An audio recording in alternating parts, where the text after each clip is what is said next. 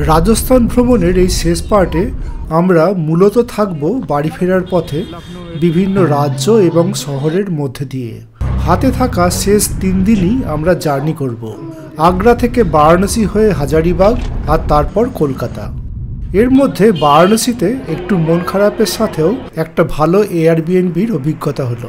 হাজারিবাগের পথে ভালো রাস্তার সাথে একটা বাজে হোটেলের অভিজ্ঞতা হলো। আর কলকাতা ফেরার দিন দারুণ ঝড়ঝঞ্ঝার সামনা। তো আসুন শুরু করা যাক। ভোর 6টা আমরা বেরিয়ে পড়েছি বারাণসীর উদ্দেশ্যে। আজ 11 ঘন্টার জার্নি।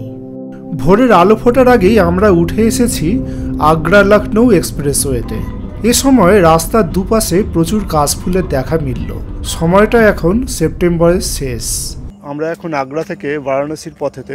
মোটামুটি অর্ধেক দিন আমরা পূর্বাচল এক্সপ্রেসওয়েতেও থাকবো।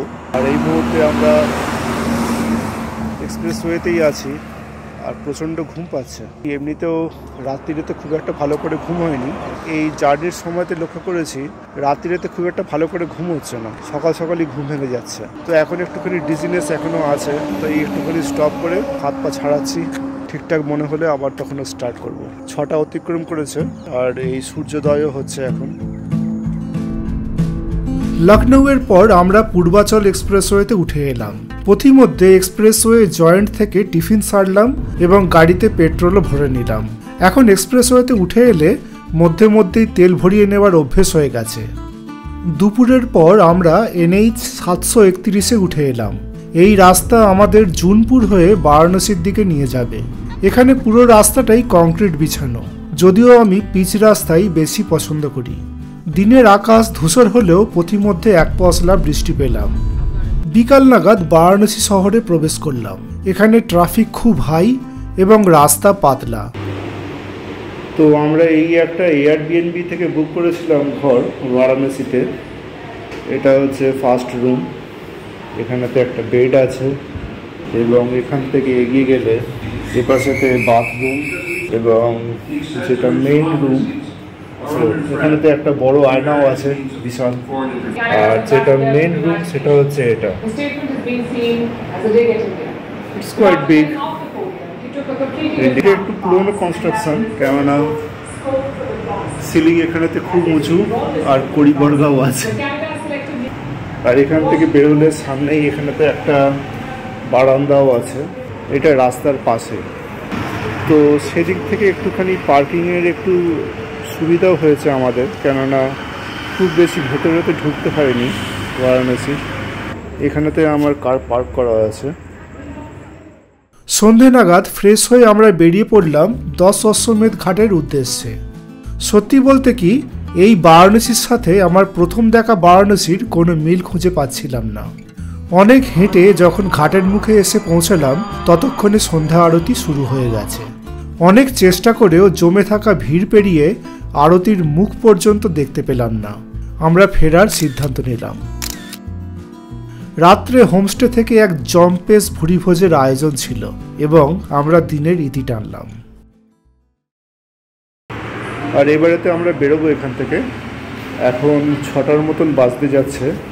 এই রাস্তাঘাট নিয়ে একটু প্যারানয়েডই বলতে হয়, যেভাবে এখানকার ট্রাফিক মেইনটেন হয়। যখন একটুখানি এখন ভিড়টা কম আছে, এই সময়তে আমি বেরিয়ে যেতে চাইছি। বারাণসীর গলি আর সরু রাস্তা ছেড়ে এক সময় আমরা এসে পড়লাম NH 19-এ। NH 19 হলেও রাস্তা ক্রমশ ক্লান্তিকর হয়ে উঠল একের পর এক ডাইভারশন আর খারাপ রাস্তার জন্যে। যাত্রার শেষ ভাগে আমরা এসে উঠলাম NH 20-তে এবং এই রাস্তাই আমাদের নিয়ে যাবে আজকের গন্তব্য হাজারিবাগে। এই রাস্তায় মূলত ড্রাইভিং করতে ভালোই লাগবে।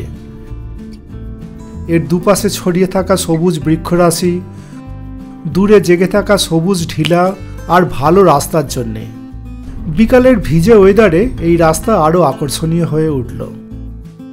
অবশেষে এসে পৌঁছালাম আমাদের হোটেল শ্রী ভিনায়কে। হাজারিবাগে সেরম কোনো ভালো হোটেলের সন্ধান না পাওয়ায় এখানেই বুকিং করেছিলাম, কিন্তু সময়ের সাথে বুঝতে পারলাম এই হোটেলও খুব একটা সুবিধের নয়। রুম পেতে না পেতেই এখানেতে এসে দেখছি যেখানকার এই হাল। বাথরুমেতে এই সমস্ত কিছু ভাঙা, এগুলো খোলা সব খুলে আসছে। টয়লেট্রিসেরও কোনো এখানেতে বন্দোবস্ত নেই। কি জানে এখানে একটা টাওয়েল আছে, সেভাবে আর কি প্রিপেয়ার্ড না। আমাদের ঘর চেঞ্জ করে দেওয়া হয়েছে এখানেতে, আর থ্যাঙ্কফুলি এখানের বাথরুমটাও ঠিকঠাক কাজ করছে। এমনিতে সব পরিষ্কার পরিচ্ছন্নই আছে, কিন্তু বোঝা যায় যে কি ম্যানেজমেন্টের অভাব আছে। উইন্ডো আছে। এই মুহূর্তে এখানেতে হাজারিবাগেতে একটু বৃষ্টি হচ্ছে, সামান্য বৃষ্টি, খুব বেশি নয়, কিন্তু বেশ ভালো লাগছে।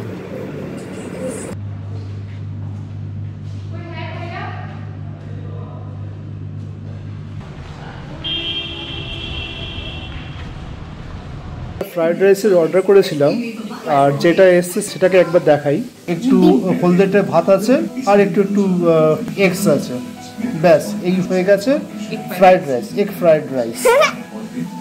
যদি আপনাদের কারোর এখানেতে ফ্যামিলি নিয়ে এসে থাকার কোনো কিছু প্ল্যান হয়, then I will suggest please avoid. Very unmaintained property এটা একটা। বেশ কিছু রুমেতে এখনো পর্যন্ত আগের রাত্রিতে যে পার্টি হয়েছে অ্যালকোহল ফ্যালকোহল দিয়ে, সেই সমস্ত গন্ধ এবং বোতল ফোতল ইত্যাদি সমস্ত কিছু পড়ে আছে। আমরা যখন নিচে গেলাম, রিসেপশনের বডি অ্যাটিটিউড ফ্রেন্ডলি বা হসপিটেবল নয়। রুমের মধ্যেতে এইটা কাজ করছে না, ওইটা কাজ করছে না, দেখে মনে হচ্ছে না যে কারোর কোনো কিছু আর কি সেরকম কেয়ার আছে বলে। So please avoid this. আজ 14তম এবং জার্নির শেষ দিন, তাই শুরুর আগে প্রথমত বাহন সমেত সপরিবারে ছবি উঠে গেল। কিছুক্ষণ পর আমরা প্রচণ্ড খানাখন্দযুক্ত কিন্তু খুবই সুন্দর একটা রাস্তায় উঠে এলাম। এর দুপাশে গাছের রাশি, বনানীর মধ্যে দিয়ে চলে যাওয়া একটা সরু রাস্তা, আর মধ্যে মধ্যে ছোট ছোট বসতি। কোনো এক নদীর ব্রিজে এসে দাঁড়ালাম আমরা। নিচ দিয়ে ঘোলাটে জলের রাশি বয়ে যাচ্ছিল।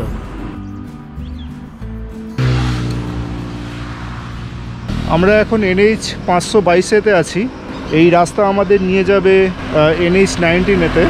আর রাস্তাটা খুব একটা ভালো নয়, কিন্তু জায়গাটা বেশ দারুণ।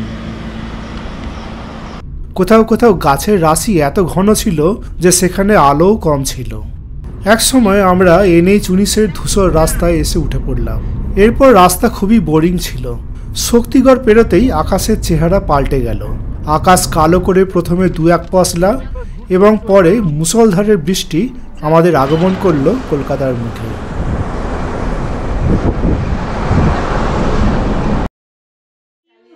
বাড়ি ফিরে ছেলের বার্থডে সেলিব্রেট হলো, আর এইভাবেই আমাদের রাজস্থান ভ্রমণের ইতি হলো।